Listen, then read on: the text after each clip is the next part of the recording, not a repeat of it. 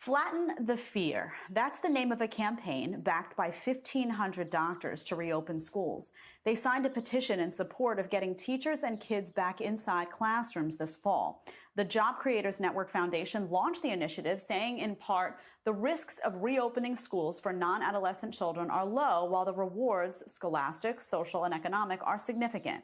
Joining us now is President and CEO of the Job Creators Network and White House Hispanic Prosperity Initiative Commissioner, Alfredo Ortiz. Alfredo, welcome to the show, as always. It's great to have you here on a really important topic. So talk to us a little bit about this petition that's been signed by a number of physicians, what it says, and where you think this whole conversation is moving. Yeah, Jed, thanks so much. And by the way, we're up to just under 2,000 signatures already, and that list continues to grow.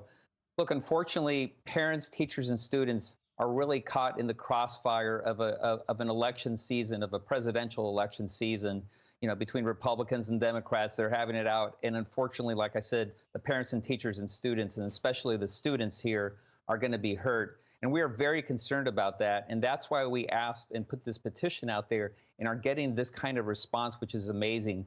Look, you actually come from a family of teaching. You yourself, I believe, were a teacher. You know that teachers are saints in terms of, the patience that's needed to teach kids. Parents are stressed, first of all, to no end in terms of what they can do to teach their kids at home. Just because you're a great parent doesn't make you a great teacher. And we're concerned about the level and quality of teaching that really is taking place in this home, in-home learning environment. And when you think about the negative social and economic impact that it's having on our families, especially, quite frankly, the lower income households, this is a tremendous, tremendous issue. And I have to tell you, Jed, this is actually very personal for me. I came from one of those lower household incomes when I was a kid. And I have to tell you, the saddest part of my day was when that bell rang at the end of the day, because I had to go back to a dad that, quite frankly, wasn't the nicest dad on the planet. And school for me was my safety zone. And it was also a way of creating community. And what we're taking away from our kids, especially in this K-8, which is what the petition is about, especially in that area, the social development aspects of going to school and of learning there is just so critical. And we're taking that away from our kids. And that's why, again, we put this petition out and we're getting the kind of response, positive response. And by the way, this is also supported with science. Science is on our side on this, Jed. We've got, first of all, CDC is making the recommendation already.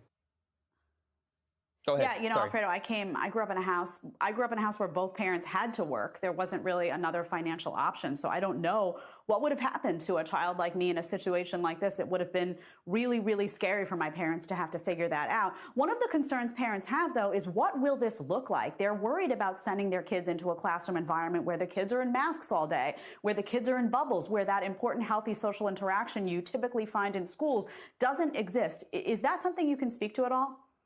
Yeah, Jade, there's actually a study that's been done with about 15 different countries that have already sent their kids back to school. Look, absolutely, the classrooms are going to look different. We know that because of social distancing, because of the different precautions that have to take place. It's going to look different. But look, you talk about masks. Make the masks fun. Create projects, right? I mean, make them about superheroes. Why do they all have to be black and blue masks? It looks like you're in a hospital, right? Do a lot of outdoor learning. This is a great opportunity as we go into the fall to use the outdoors as classrooms, right?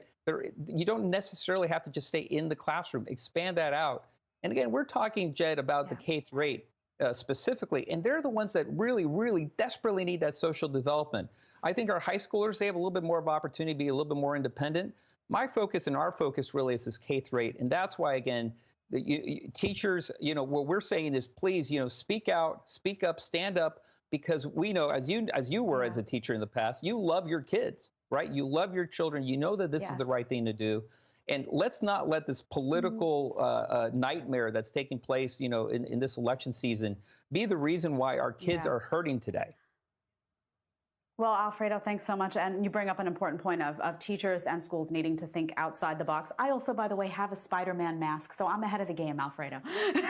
Yes, and by the way, I know. Thanks so much for being here. We appreciate it. Hartley's birthday is in November, I believe, so happy pre-birthday. Yes. Thanks so much. Appreciate it.